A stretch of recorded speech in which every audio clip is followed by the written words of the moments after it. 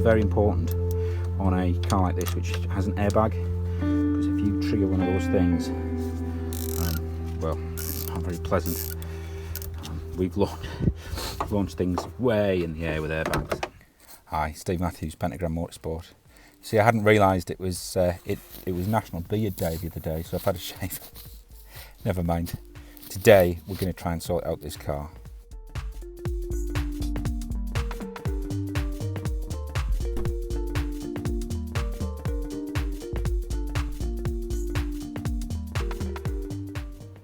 And as you can see from that, these are just captive, so when they're loose, they don't actually come out the steering wheel.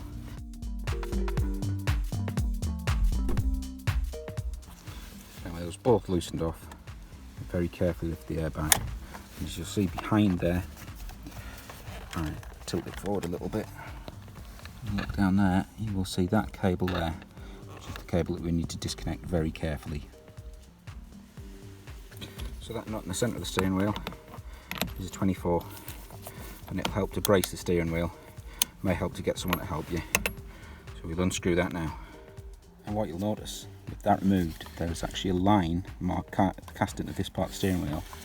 And there is a line that you may just about make out there. So you can see how they need to line up. So we very gently pull the steering wheel forward. Be very careful not to disturb or damage the clock spring behind. To gain better access, we're going to pop the ignition cowl off, which is just 2 Phillips screws in the bottom, on either side.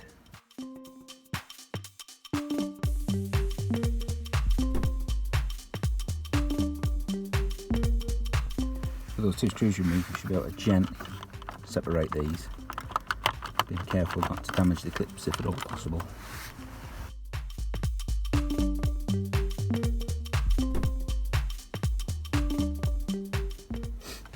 Bottom half out, and then the top half is just lift out the way. See that clock spring there? If we follow this down, it comes to this yellow connector there. So just simply push it together to tease that apart.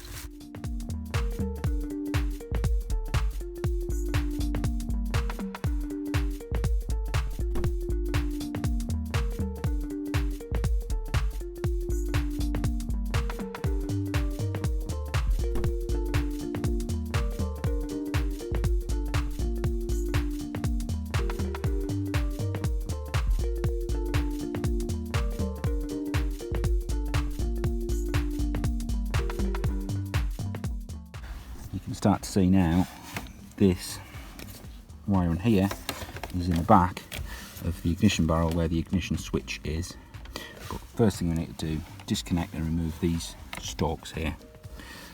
These connectors, the top prizes up, and then there's a clip in the bottom that you push in, and then you can disconnect them.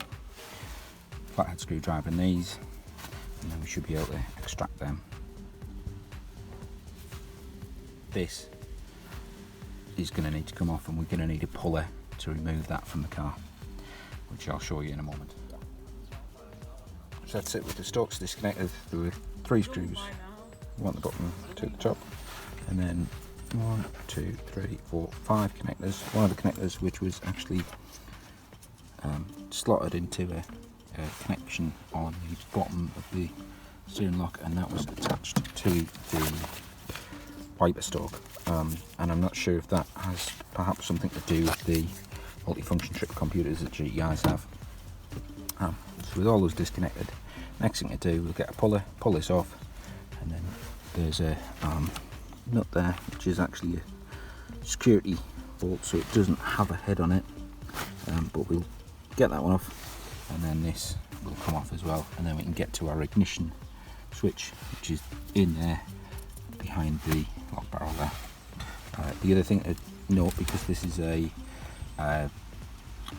OBD2 car, this actually has a transponder in the key which marries up to this ring here, which is plugged into the loom at this point here, and that's actually part of the car's security system.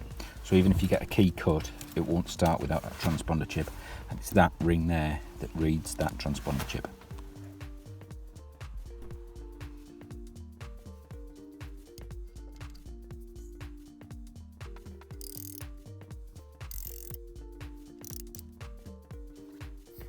Okay, so there's the ring removed. Behind it is this little spring, and now all that's required to remove this, very importantly, have the key in the run position, because otherwise the steering lock will drop in, which is inside here. For the first time ever, I think that this car is actually trying to apologise, because this, I got some grips on it and it came loose very easily. It's possibly because it's done 200 and odd thousand miles and it started to vibrate loose, but either way, I don't care. That is coming off.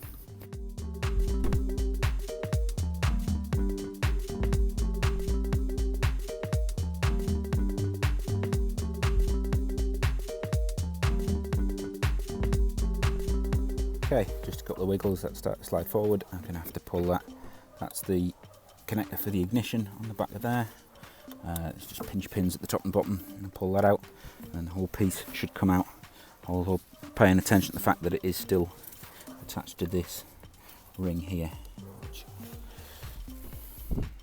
Okay, so that's now completely off there. So what we'll do, there's a couple of little lugs in here. So we put a flat blade screwdriver into there, give it a little wiggle, and then that will pop off as well. That thing there, that is the steering lock. So that's a basically big lump of metal that pops out, springs out, and stops you turn the wheel when it's locked. And then this, in the back of here, is the ignition switch. So we undo that little crosshead screw there, and this will come out completely.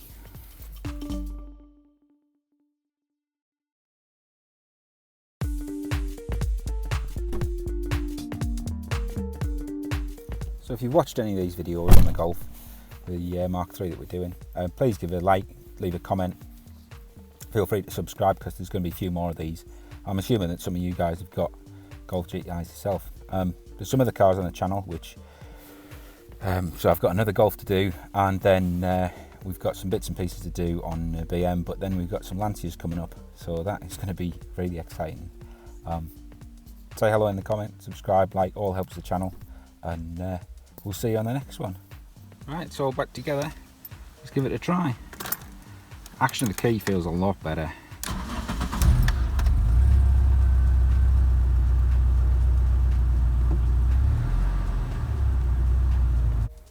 So that's it for this one, changing the ignition switch. That key never felt as positive as that does now. Believe it or not, the car's even starting on fewer turns. It's just firing straight up. It's never been this easy to start. Touch wood.